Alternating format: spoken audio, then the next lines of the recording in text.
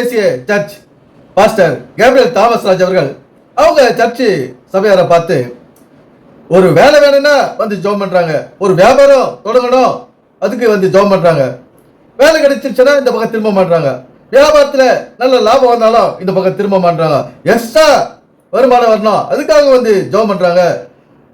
வருமானம் வருது ஆனாலும் சரியான ஒரு தசம பாகமோ எதுவும் கொடுக்கறது இல்லை அப்படின்னு கேப்ரியல் தாமஸ் ராஜ் சொல்றாரு.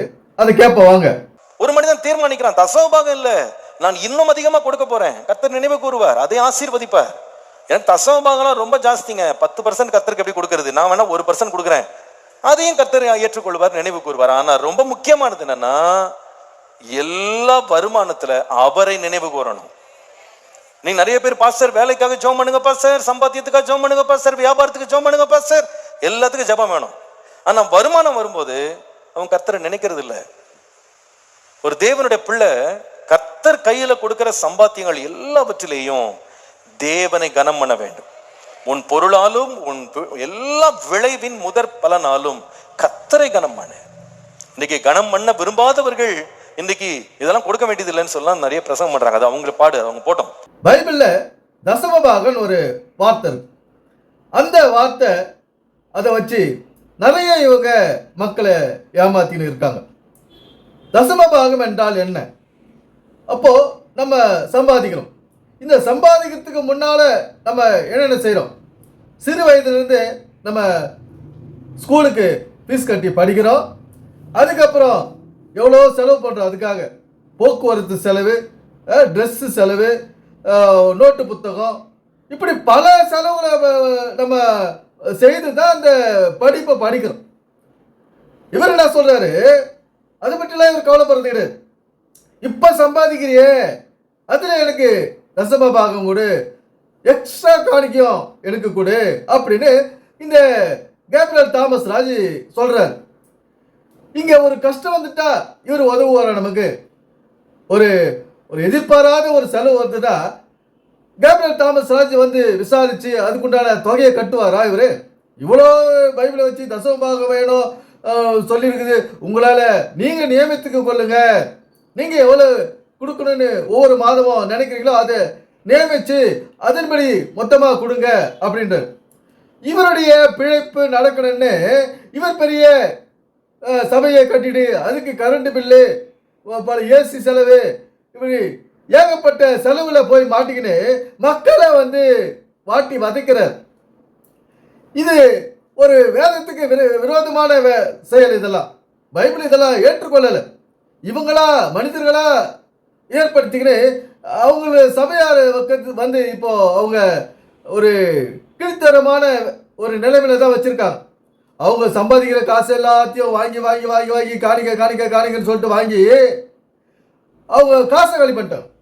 அதுக்கப்புறம் இந்த மீட்டிங் அந்த மீட்டிங் இங்கே ஓடிவான்னு சொல்லிட்டு அவர்களுடைய ஒரு நபருடைய சக்தியை உரிந்து விட்டார்கள் இந்த கேப்ரியல் தாமஸ் ராஜ் அவர்கள். இந்த மாதிரி நம்முடைய பாக்கெட்டில் இருக்கிற பணமும் போச்சு, சரீரத்தில் இருக்கிற சக்தியும் போச்சு. ஆனால் பைபிள் என்ன சொல்லுது? இந்த கட்டிட சபையும் தேவையில்லை, கேப்ரியல் தாமஸ் ராஜா எனக்கு தேவையில்லைன்னு சொல்லுது. அதை உணராத மக்கள் என்ன செய்கிறோம், நமக்கு ஒரு சர்ச்சு தேவை, ஒரு பாஸ்டர் தேவை அப்படின்னு சொல்லிட்டு போயிட்டு அவர்கிட்ட முன்னால் உட்காந்தா அவர் நம்ம இருக்கிற காசெல்லாம் காலி பண்ணிடுறாரு. இந்த நியூ இயர் காசு, பல வகையில் அவங்க காசை கலெக்ஷன் பண்ணிடுறாங்க. அதாவது டோட்டலாக ஒரு மாத சம்பளத்தை முழுசாக அவங்க எடுத்துக்கிறாங்க. இப்படி கொடுத்துட்டு கடவுளுக்கு தான் கொடுக்குறோம் அப்படின்னு சொல்லி நம்ம என்ன செய்கிறோம், கடவுளுக்கு கொடுத்துட்டு இன்னைக்கு நம்ம நமக்கு ஒரு தேவைன்னு வரும்போது போய் கடன் வாங்குறோம். இந்த நிலைமை தேவையா? இதுபடித்தான் பைபிள் சொல்லுதா? இந்த தசமபாகம் என்ற ஒரு வார்த்தை என்ன சொல்லுது பைபிள்? என்ன அர்த்தம்னா, நாம கஷ்டப்பட்டு சம்பாதிக்கிறோம், வெயில ஓடி மழையில கால் கடுக்க பஸ்ஸில் நின்று நெரிச்சல்ல நசுங்கி இதெல்லாம் வெயில்ல வெந்து இப்படியெல்லாம் நம்ம வெயிட்டை தூக்கி நம்ம சம்பாதிக்கிறோம். நம்முடைய எதிர்காலத்துக்கு ஒரு 10% எடுத்து வைக்கணும். தசமபாகன்றது தான் நம்முடைய எதிர்காலத்துக்கு கர்த்தருக்கு கொடுக்கணும்னா, கர்த்தர் என்றது காலம், எதிர்காலம் தான் கர்த்தர். அந்த கர்த்தருக்கு எதிர்காலத்துக்கு நாம சம்பாதிச்சதுல எடுத்து வைக்கணும். அதுதான் இங்க நடக்க வேண்டிய வேலை. இந்த காலகட்டத்தில் இந்த கேப்ரியல் தாமஸ் ராஜ் சொல்றதே நம்ம கேட்டுன்னு இருந்தோம்னா ஒரு ஓட்ட வண்டியிலையும் ஒரு வசதி இல்லாத வாழ்க்கை தான் நம்ம வாழணும். இதை ஒரு ஏமாற்று பேச்சை நம்ம நல்லா புரிஞ்சுக்கணும். கேப்ரியல் தாமஸ் ராஜ் ஒரு தந்திரமான பேச்சுங்க பேசுறாரு. என்ன அப்படியே மக்களை அப்படியே அப்படியே தழுவி தழுவி நழுவி நழுவி அப்படியே தடவி தடவி பேசுகிறாரு. நண்பர்களே, விழித்துக் கொள்ளுங்கள். இது நாம் விழித்துக் கொள்ள வேண்டிய ஒரு காலகட்டம். இனியும் இது போன்ற நல்ல போதவர்களை நம்பி நம்முடைய வாழ்க்கையை வீணடிச்சுக்க கூடாது. அதுதான் பைபிள் சொல்லுது. நீ சம்பாதி, சேர்த்து வச்சுக்கோ எதிர்காலத்துக்கு, அதுதான் சொல்லுது. அதான் தசம பாகம். இன்னைக்கு நம்ம தசம பாகம் காணிக்க தான் கொடுக்குறது, காசு எடுத்துட்டு போய் அந்த சர்ச்சில் இருக்கிற பாஸ்டர்கிட்ட கொடுத்துட்டு தான் தசம பாகம் அப்படின்னு யோசிக்கணும். நம்ம அது கிடையாது. நம்முடைய எதிர்காலத்துக்கு நாம் பெற்ற பிள்ளைகளுக்கு நாம் சேர்த்து வைக்க வேண்டும். நமக்கு பிறகு வரும் பேர பிள்ளைக்கு நாம் சம்பாதித்ததை சேர்த்து வைக்க வேண்டும். நண்பர்களே, எது எப்படி எப்போ எது நடக்குன்னு தெரியாது. அதனால நாம சம்பாதிக்கிறத கொஞ்சம் கொஞ்சமா சேர்த்து வைக்கிறது யார் சொல்றது? நான் சொல்லல, பைபிள் சொல்லுது.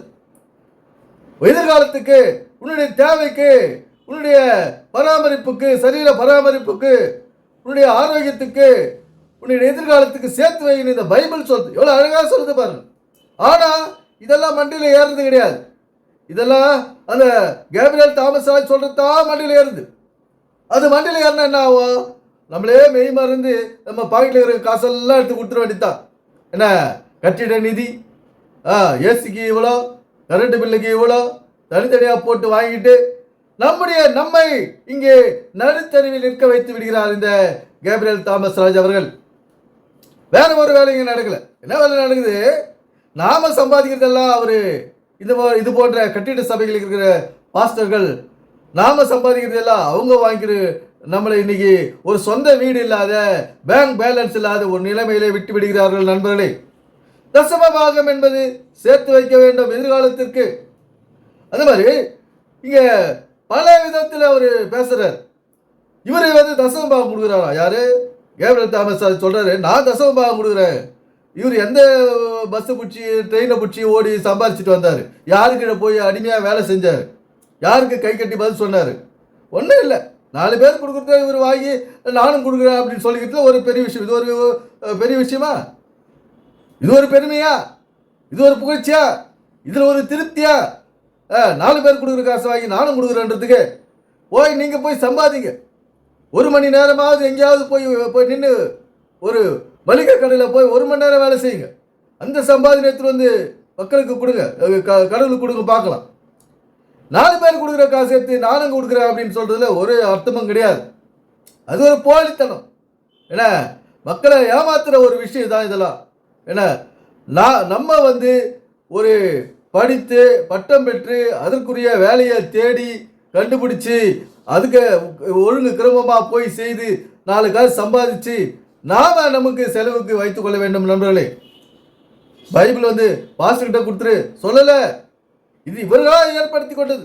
இவர்களுக்கு சோம்பேறித்தனத்துக்கு ஏற்ற மாதிரி ஒரு அர்த்தத்தை இவங்க எடுத்துக்கொண்டு தான் இந்த தசம பாகம் கட்டிடம், அதுல ஒரு பாஸ்டரு, அவருக்கு நீங்க காசு கொடுக்கணும் கடவுள் பேரை சொல்லி அப்படின்னு இவர்களா? யாரு? கேப்ரியல் தாமஸ் ராஜ் போன்றவர்களா செய்துக்கிறது தான் இந்த வேலை. இந்த சர்ச்சை இல்லைன்னா நம்ம தசம பாகம் கொடுக்கல நம்ம செத்தா போகிறோம் அப்படி ஒன்றும் கிடையாது. நம்முடைய பயம்தான். நமக்கு பயத்தை அதிகரித்து அவங்க நம்முடைய பாட்டில் இருந்த பணத்தை எல்லாம் எடுத்துறார்கள். இனிமேலும் இது போன்ற துர்ச்செய்தி பரப்பும் கேப்ரியல் தாமஸ் ராஜ் போன்றவர்களிடம் இருந்து நாம் விலகி இருக்க வேண்டும். எனவே சிந்திப்போம், செயல்படுவோம். நன்றி, வணக்கம் நண்பர்களே.